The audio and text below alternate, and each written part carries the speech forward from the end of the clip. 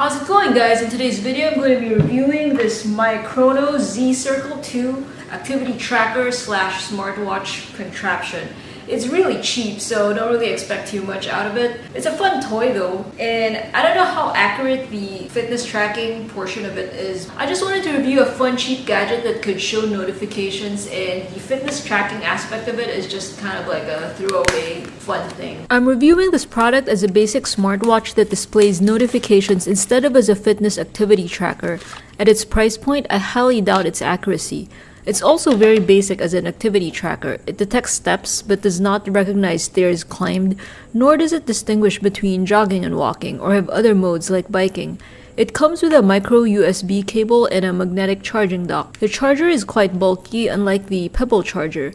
Rest in peace, Pebble. I used to have a Pebble Steel that I sold after their company folded. It was the perfect smartwatch. Great price, decent battery life, notifications are on point, tiny charger, lots of tweaks and third-party app. I've been on the hunt for such a cheap, lightweight smartwatch ever since. I'm gonna flip through their user manual, just pause it if you need to refer to it. This page that says wallet is about configuring the watch for smart payments, as it has NFC. It's also rated IP67 water resistant. I didn't dare soak it in water though, as I'm not made of money and I don't want this to die.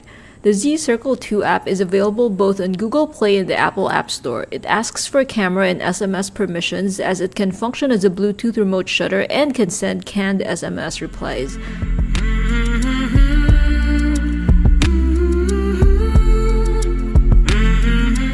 After pairing it, the app asks to update the watch's firmware. You get a few preset watch faces to choose from, but there's no big fan community of MyKronoz ZeCircle 2 fans making hundreds of nice third-party watch faces to swap around, unlike the Pebble. It's got an interesting trick up its sleeve though. It can function as a Bluetooth remote shutter for your phone. You need to click on the camera menu in the ZeCircle 2 app. It doesn't work with the phone's native camera app. Once you're in the watch app's camera feature, it works pretty decently. It lets you know that you've taken a photo successfully, and then you can click the photos icon to be taken to your photo gallery. The first tab is the fitness log page. It's pretty bare bones. The second tab is the fitness goals page. The third tab is to configure wireless tap to pay, since the watch has NFC, but it says notify when available, so it's not available yet clearly. You can set alarms in the reminder menu, which you can find in the fourth tab containing the settings. Your watch will vibrate at the appointed time. You can toggle notifications here, but the toggles are super bare bones. Under social media, it just lets you toggle vibration settings. It doesn't let you fine-tune which app to show in your watch. Unlike Pebble, you could choose to have WhatsApp and Telegram show, but not Facebook Messenger or Viber, for example. The watch can also alert you to calls and can log missed calls. For WhatsApp, email, and other messengers, I think the watch just grabs whatever notification shows up on your phone, because here it even displays WhatsApp is checking for new messages as one of the messages. That's not a message, but a notification the phone shows when it's checking for new messages. It doesn't actually hook up with WhatsApp.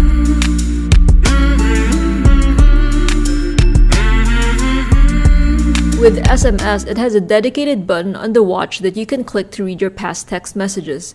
It offers canned replies that you can click to reply to text messages. This reply feature isn't available for other messengers though, just SMS, unlike with Pebble before. This is the activity log page on the watch. The graphics look quite snazzy. The sleep mode needs to be activated manually. It doesn't detect when you doze off.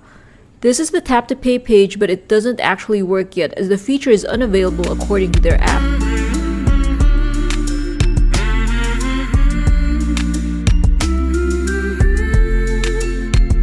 You need to keep the app open on your phone, otherwise the watch will say it's disconnected and it stops getting notifications. I don't recall the Pebble app needing to stay alive in the phone's active memory the entire time. The band is a sport type band like the first generation Fitbit. I'm not a fan of this style. It's so hard to push the peg in the hole, and there's a chance of it popping out and falling off. It's very lightweight and comfortable though, once on your wrist. It claims to have a 5-day battery life. I'd say it's closer to 2 to 3 if you use the notifications heavily. If you want a proper activity tracker, I'd get something else. It's not just that I doubt the sensor's accuracy, but the app's fitness log sucks. People who like tracking their activity history would want a better app where you can view your data all nice and proper like Fitbits. The Xiaomi trackers are also a good option, since their app can sync to Google Fit. You can save your log history very easily. The hardware is just half of a good activity tracker. The logging software and cloud features is the other half. However, with how cheap this is, I'm not complaining. I'd recommend this for anyone who wants a cheap $50 basic smartwatch that can display notifications. The touchscreen is a tad finicky though, so be careful not to accidentally click the reply button on SMS when you meant to return to the previous menu. One of the canned messages is miss you, and it may be awkward to missend that. Oh, and the big red logo in the middle of the menu doesn't do anything. It's not an active icon. Okay guys, I hope you enjoyed this video. If you did, please thumb it up and consider subscribing so you can be updated when I upload again.